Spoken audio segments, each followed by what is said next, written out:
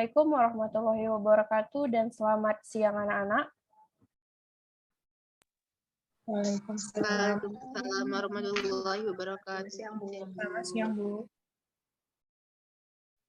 Apa kabar kalian hari ini? Kabar baik, Baik, Bu. Bu.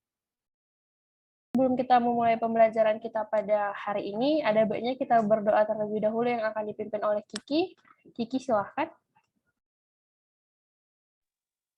Baik, marilah sama-sama kita berdoa menurut agama dan kepercayaan kita masing-masing. Doa selesai. Di antara anak-anak sekalian, adakah yang tahu hari ini kita akan mempelajari tentang apa? Saya, Bu, tentang larutan, Bu.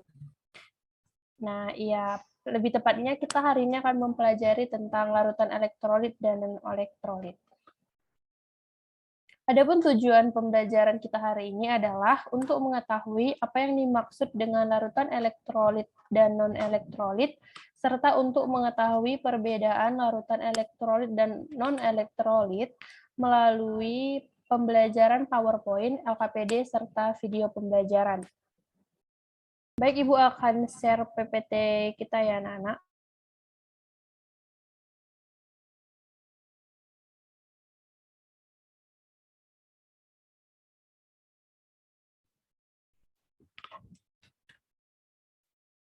Apakah PPT yang Ibu share sudah terlihat, anak-anak?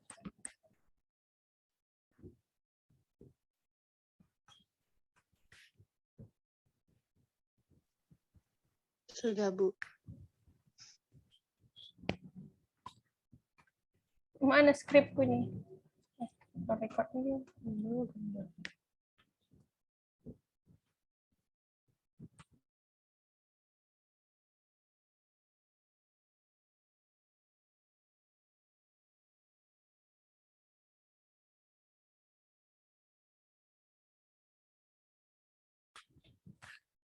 Pada hari ini kita akan mempelajari tentang larutan elektrolit dan non-elektrolit.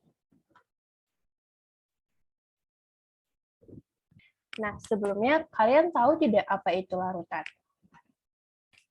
Tentunya kalian pernah meminum atau membuat nutrisari, bukan?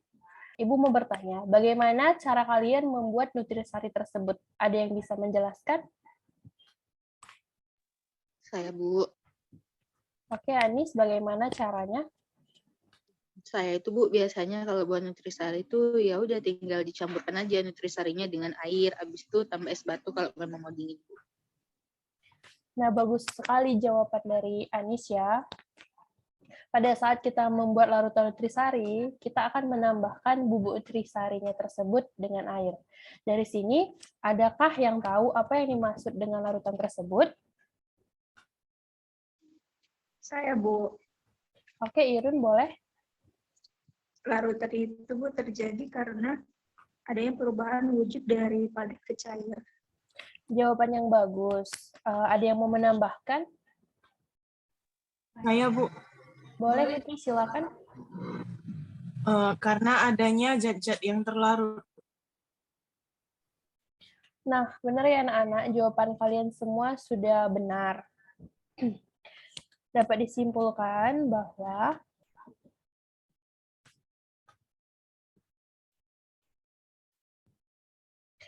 jawaban dari kalian semua sudah benar ya anak-anak. Nah, dapat disimpulkan bahwa larutan merupakan campuran dua atau lebih zat yang membentuk satu macam fasa homogen. Nah, pada umumnya, komponen yang berhubungan dengan larutan adalah pelarut dan zatnya yang terlarut.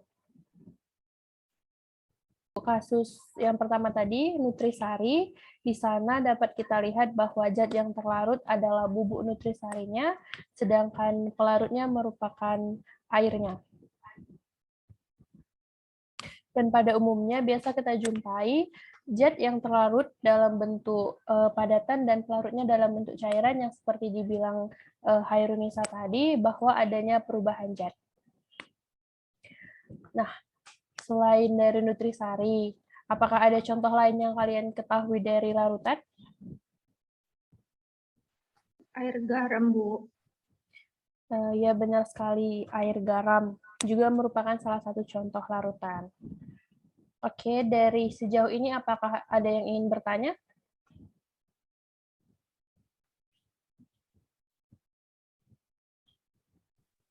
Tidak ada, Bu. Sudah paham. Oke, baik. Selanjutnya kita masuk ke komposisi larutan. Tentunya dari namanya kalian pasti tidak asing lagi. Apakah ada yang mau menjelaskan apa itu komposisi larutan menurut kalian sendiri? Saya, Bu, Boleh, Anis? menurut saya, Bu, komposisi larutan itu bahan-bahan yang terdapat di larutannya, Bu. Nah, tepat sekali ya, Anis. Adapun komposisi larutan dapat diartikan sebagai bahan-bahan yang seperti dikatakan Anis tadi atau perbandingan zat-zat di dalam campuran. Adapun rumus dari menentukan komposisi larutan tersebut biasanya digunakan dengan istilah kadar atau konsentrasi dengan rumus persen berat A sama dengan berat zat A dibagi dengan berat zat pelarut ditambah dengan zat terlarut dikali dengan 100%. Untuk lebih memahaminya, kita langsung ke pertanyaannya saja ya. Ada yang ingin mencoba menjawab pertanyaan yang di samping ini? Saya, Bu. Oke, Kiki, silahkan. Jawabannya yaitu seluruh campuran bahannya dijumlahkan dan menjadi berat zat, Bu. Kemudian berat MgO2 menjadi berat zat A-nya, Bu. Oke, cukup ya, Ki. Boleh dilanjutkan, Anis?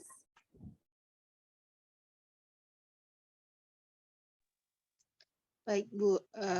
Kemudian, Bu, berat zatnya itu dibagi berat seluruhnya, terus dikalikan sama 100%, Bu. Oke, tepat sekali. Sudah sesuai dengan rumus. Nah, untuk hasil penjumlahan tersebut, Ibu mau Irun coba berapa hasilnya?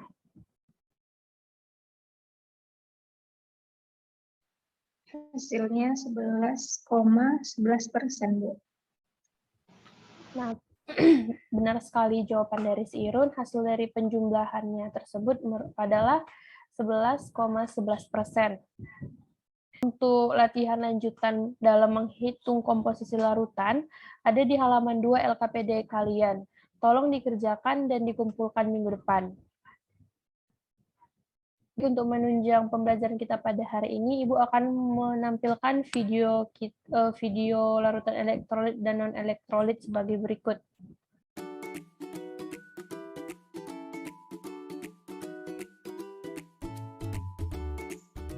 Assalamualaikum warahmatullahi wabarakatuh. Halo teman-teman, selamat datang kembali di channel Alba Science Club.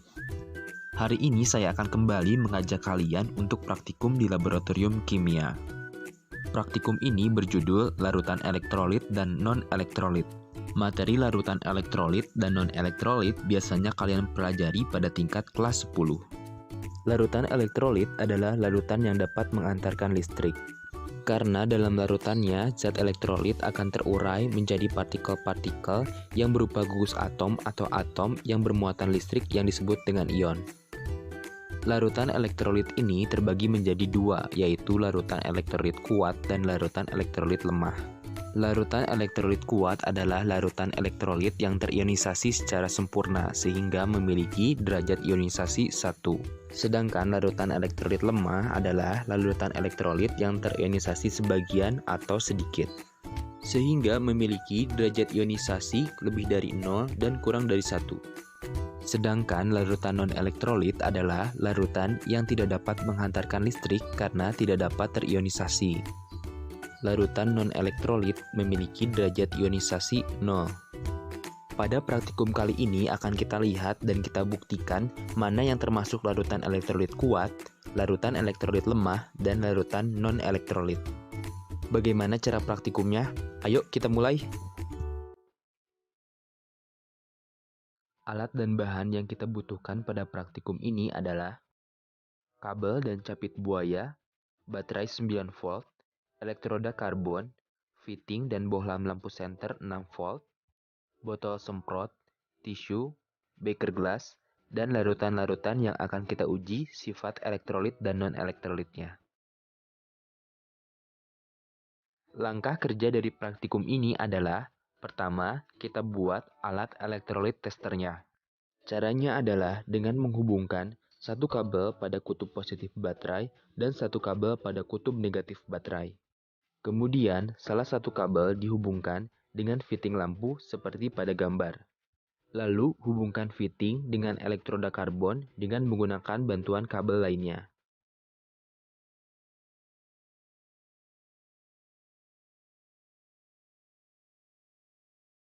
Hubungkan pula elektroda karbon pada kutub baterai yang lainnya, sehingga masing-masing kutub baterai mempunyai satu elektroda karbon. Kita bisa mengecek apakah rangkaian kabel sudah terhubung dengan cara menghubungkan elektroda karbon pada masing-masing kutub. Apabila lampu menyala, artinya rangkaian sudah terhubung. Langkah kerja selanjutnya adalah kita uji larutan dengan cara mencelupkan elektroda karbon pada larutan yang akan kita uji. Apabila larutan tersebut merupakan larutan elektrolit, maka lampu akan menyala dan terdapat gelembung-gelembung pada elektroda karbon.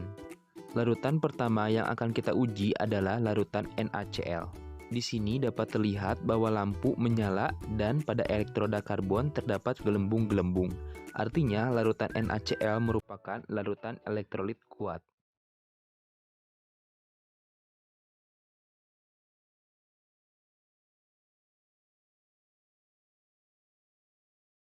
Nah teman-teman, sebelum kita melanjutkan pengujian pada larutan kedua, jangan lupa untuk mencuci elektroda karbon sebelum dipindahkan pada larutan yang lainnya.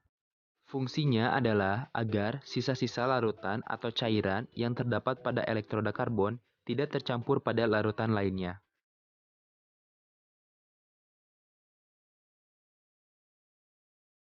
Selanjutnya, kita akan menguji larutan yang kedua, yaitu larutan HCl. Di sini dapat terlihat bahwa lampu menyala dan terdapat gelembung-gelembung pada elektroda karbon. Artinya, larutan HCl juga merupakan larutan elektrolit kuat.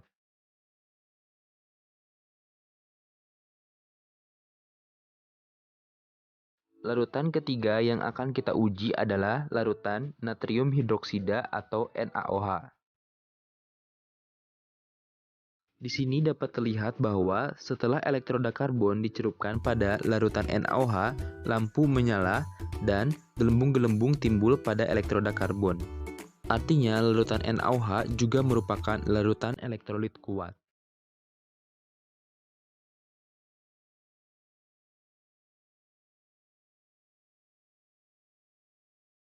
Larutan keempat adalah larutan CH3COOH atau asam cuka. Di sini dapat terlihat bahwa lampu tidak menyala, tapi jika kalian amati pada elektroda karbon terdapat gelembung-gelembung.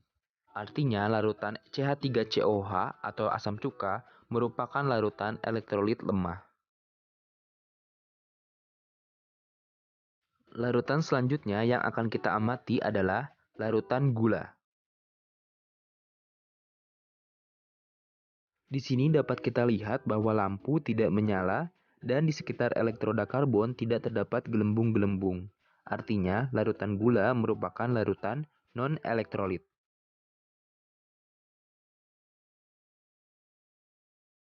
Terakhir, kita akan menguji alkohol.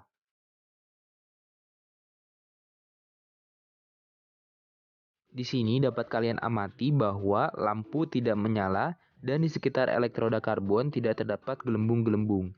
Artinya, alkohol juga merupakan larutan non-elektrolit.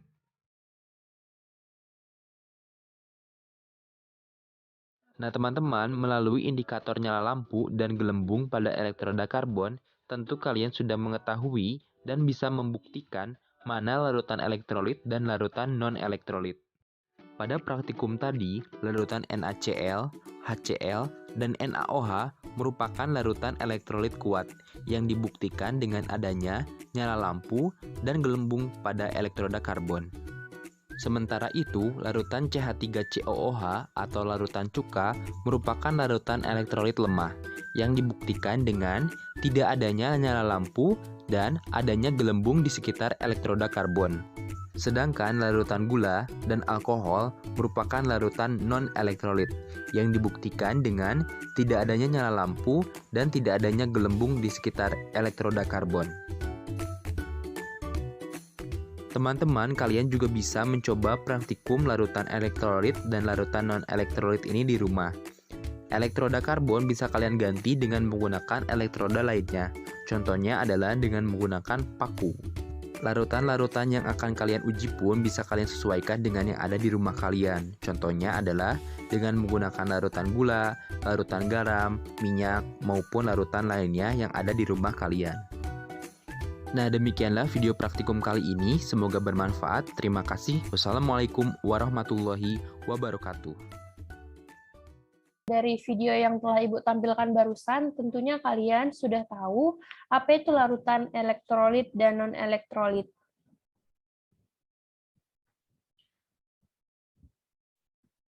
Sebelumnya, apakah kalian pernah tersengat listrik? Pernah, Bu.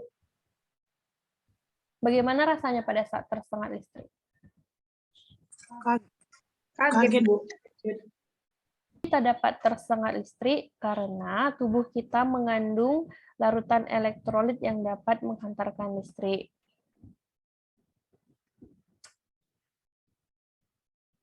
Oke, karena kalian sudah menonton dan sudah tahu mengapa kita dapat tersengat listrik, jadi apa yang dimaksud dengan larutan elektrolit? Saya mencoba menjawab, Bu. Boleh, silakan Kiki. Larutan elektrolit adalah larutan yang dapat menghantarkan listrik, Bu. Nah, tepat sekali jawaban dari Kiki, bahwasanya larutan elektrolit adalah larutan yang dapat menghantarkan listrik. Kenapa sih larutan elektrolit tersebut dapat menghantarkan listrik? Dapat kita lihat bahwa larutan elektrolit mengandung ion-ion yang bergerak bebas. Ion-ion ini yang berperan dalam menghantarkan arus listrik melalui larutan tersebut. Adapun derajat ionisasinya atau alfanya yaitu jumlah ion bebas yang dihasilkan oleh suatu larutan.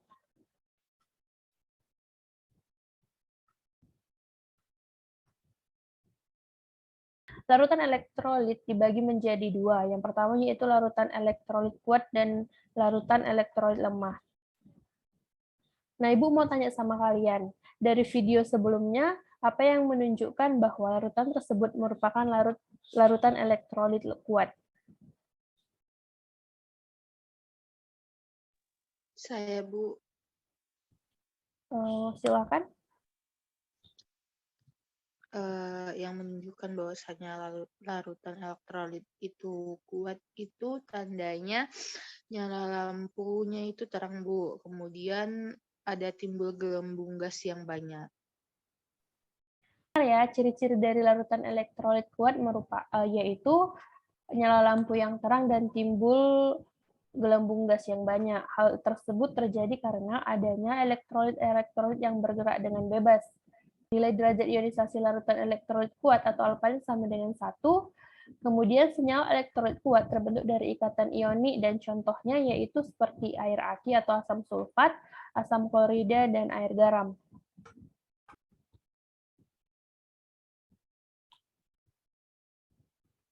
Selanjutnya, larutan elektrolit lemah. Nah, dari gambar yang telah ada di PPT serta video pembelajaran kita tadi, apakah yang menjadi ciri dari larutan elektrolit lemah? Siapa yang bisa memberitahukan? Saya, Bu. Oke, Kiki, dipersilakan. Ciri-cirinya yaitu nyala lampu yang redup, timbul gelembung gasnya itu sedikit atau tidak ada, Bu.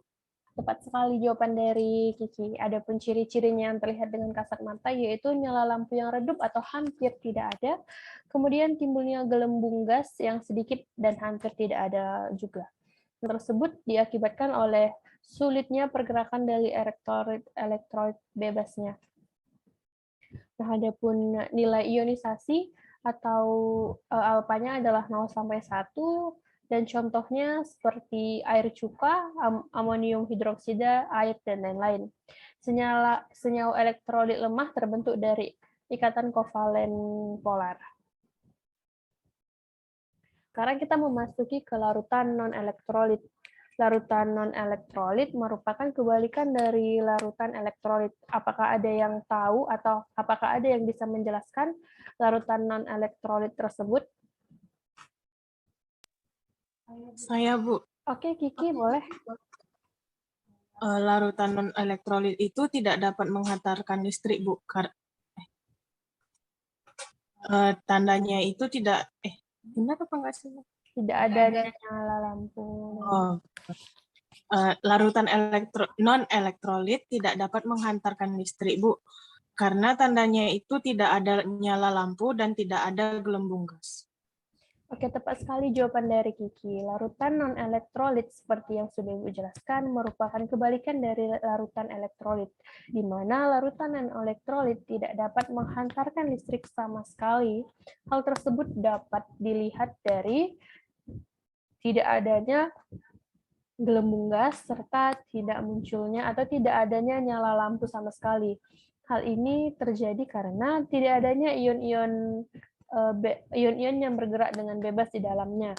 Adapun derajat ionisasinya atau alfanya sama dengan 0.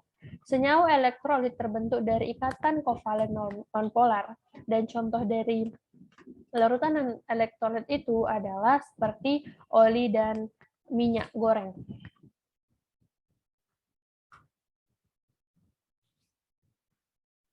Sekianlah paparan materi dari Ibu pada siang hari ini. Apakah ada pertanyaan dari kalian? Ada, Bu. Saya. Boleh, Kiki? Larutan elektrolit apa yang terdapat dalam tubuh kita, Bu? Wah, pertanyaan yang sangat bagus ya dari Kiki. Nah, salah satu contoh larutan elektrolit yang ada pada tubuh kita yaitu magnesium. Kalian tahu kan, magnesium sangat penting bagi tubuh kita. Salah satu fungsi dari magnesium tersebut adalah membangun tulang kita. Dan fungsi lainnya seperti memperbaiki penampilan fungsi saraf dan juga merupakan elemen yang sangat penting untuk menghasilkan energi dari makanan yang diasup oleh tubuh kita. Baik, apakah masih ada pertanyaan yang lain? Sudah jelas, Bu. Oke. Di akhir pembelajaran ini, Ibu akan membagikan LKPD. Di akhir pembelajaran ini, Ibu akan membagikan LKPD. Dan pengerjaannya dilakukan secara berkelompok. Ibu akan membagi kelompoknya. Untuk kelompok pertama yaitu Rizky, kelompok kedua yaitu Anis, dan kelompok ketiga yaitu Khairunisa. LKPD-nya akan ada 3 bagian. Untuk bagian pertama, kalian kerjakan tentang soal-soal komposisi yang telah Ibu jelaskan. Kemudian bagian kedua akan berisi tentang praktikum yang akan kita laksanakan di minggu depan. Kemudian bagian ketiga merupakan evaluasi. Untuk bagian pertama dan bagian ketiga, kalian kerjakan di kertas lembar, serta kalian kumpul di minggu depan. Dan untuk bagian kedua, tentang praktikum, kalian akan membawa alat dan bahan yang telah ada di LKPD tersebut. Dan kita akan praktikum di minggu depan. Sekianlah pembelajaran kita pada hari ini. Sebelum mengakhiri pertemuan kita, ada baiknya kita berdoa terlebih dahulu. Oke, kepada Kiki dipersilakan. Baiklah, mari sama-sama kita berdoa menurut agama dan kepercayaan kita masing-masing. Doa dimulai. Doa selesai. Semoga pembelajaran kita pada hari ini menambah ilmu pengetahuan kalian dan bermanfaat bagi kalian ke depannya. Assalamualaikum warahmatullahi wabarakatuh dan selamat siang. Waalaikumsalam warahmatullahi wabarakatuh. Selamat siang, Bu. Terima kasih, Bu.